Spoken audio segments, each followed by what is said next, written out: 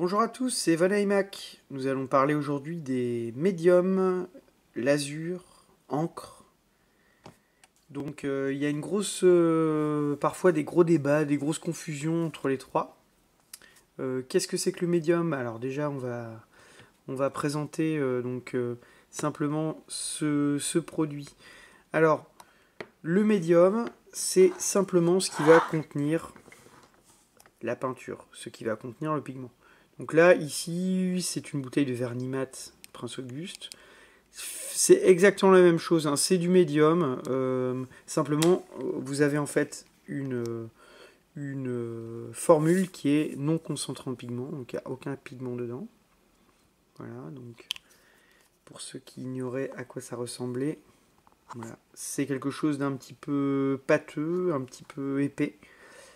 Donc c'est important de savoir quelle consistance ça a, parce qu'on a vu dans les techniques de base que pour le glacis, on va jouer sur la dilution de ce médium, justement. Alors voici un autre médium, le clear.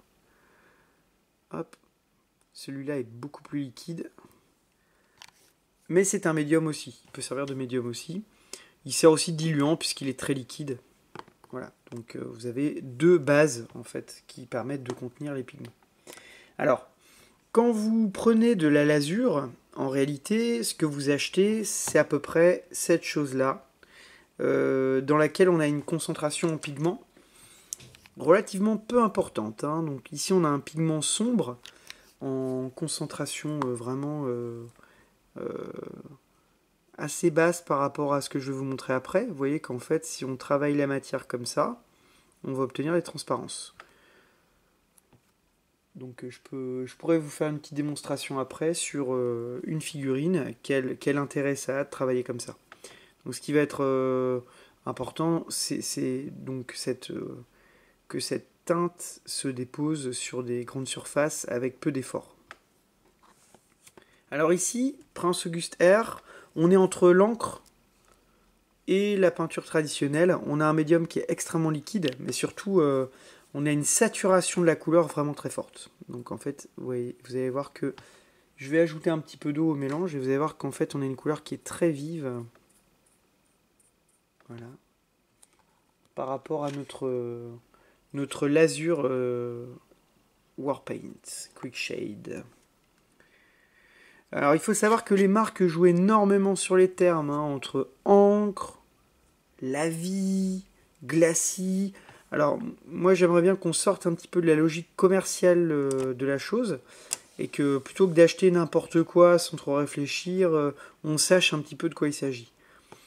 Donc sachez que par exemple la lasure toute faite, c'est quasiment on est capable de la reproduire soi-même, hein. Avec du médium comme ceci, je vous montrerai après, on peut refabriquer cette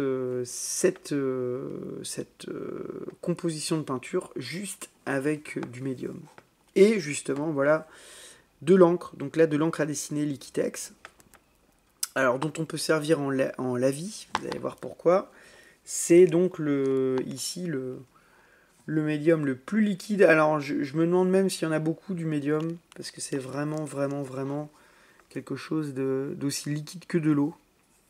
Donc au niveau de la formule, vous voyez, on a quelque chose qui est quand même relativement bien pigmenté, et pour autant d'extrêmement liquide. Voilà. Donc vous avez vraiment ici donc le médium le plus épais au plus liquide. D'accord. Là on peut comparer d'ailleurs la fluidité de l'encre à du clear. Alors ce qui va être intéressant là-dedans, quand on connaît un petit peu cette échelle de viscosité, on va pouvoir s'amuser à recréer par exemple de la lasure avec du médium. Donc je vais prélever notre vernis, donc qui est un médium mat ici, et on va voir que par adjonction de médium, en fait au niveau viscosité, on va remonter dans une viscosité plus épaisse, et on va retrouver en fait progressivement la texture de la terre d'ombre brûlée. Donc là quelque chose de relativement liquide, hein, mais en même temps qui est beaucoup plus visqueux que l'encre à la base. Hop, là j'y fais un petit peu de façon un petit peu plus insistante. Et là, on retombe sur une base donc assez transparente. Donc je peins en même temps pour que vous puissiez vous rendre compte. Vous voyez qu'en fait ici, on retombe sur une lasure. Voilà. Donc c'est intéressant à savoir parce qu'on va pouvoir jouer là-dessus, éviter d'acheter des millions de pots différents.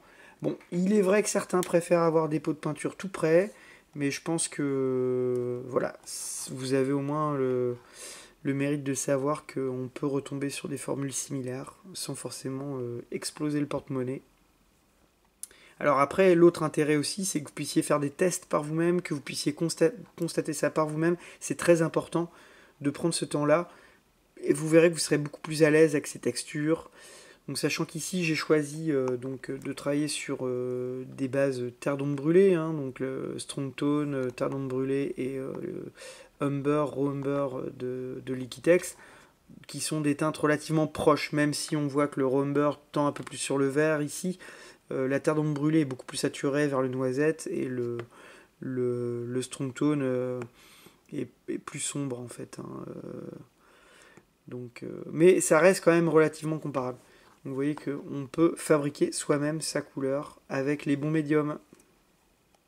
Voilà, ça permet vraiment de tout retrouver si c'est nécessaire. Alors j'ai entendu aussi parler de colle PVA, la colle blanche. Si on n'a plus de l'azur, on peut utiliser de la colle blanche mélangée à une peinture très pigmentée, même sortie du pot, on va dire de n'importe quelle gamme. Voilà, voilà.